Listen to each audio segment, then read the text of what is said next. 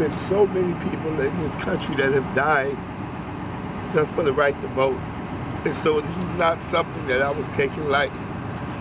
So I brought all of my ancestors that was hung on trees, that was burned, that was bitten by dogs, that was sprayed by fire hoses.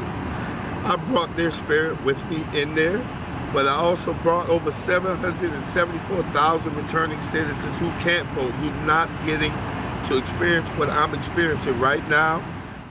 This journey that I've been on has really created a newfound respect for the right to vote and a much greater respect for the act of voting. You know, it's one thing to have the right, but if you're not using it, you know, I think that there's so much that you're missing there.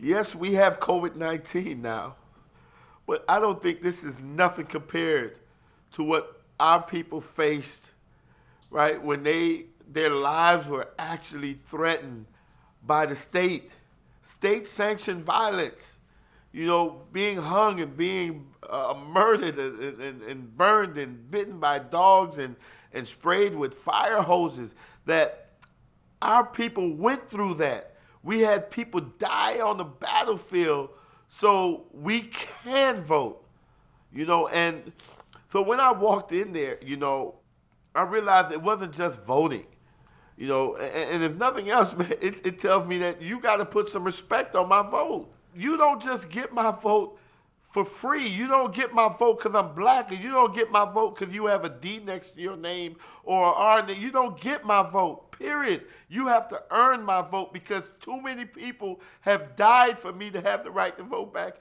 Too many people have fought here in the state of Florida to pass Amendment 4 for us to just give it away to anybody.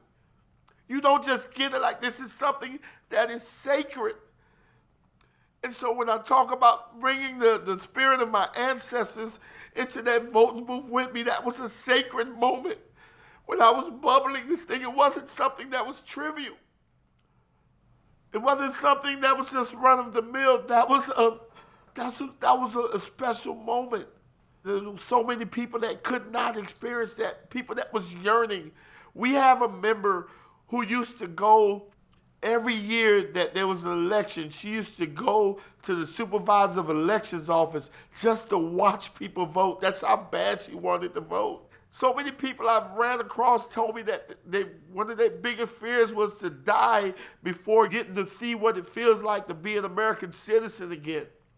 There's something sacred about that transcends all of this rhetoric that's going on today and all of this infighting. There's something sacred about a person feeling like they're part of society, like they're a human being, like their voice matters.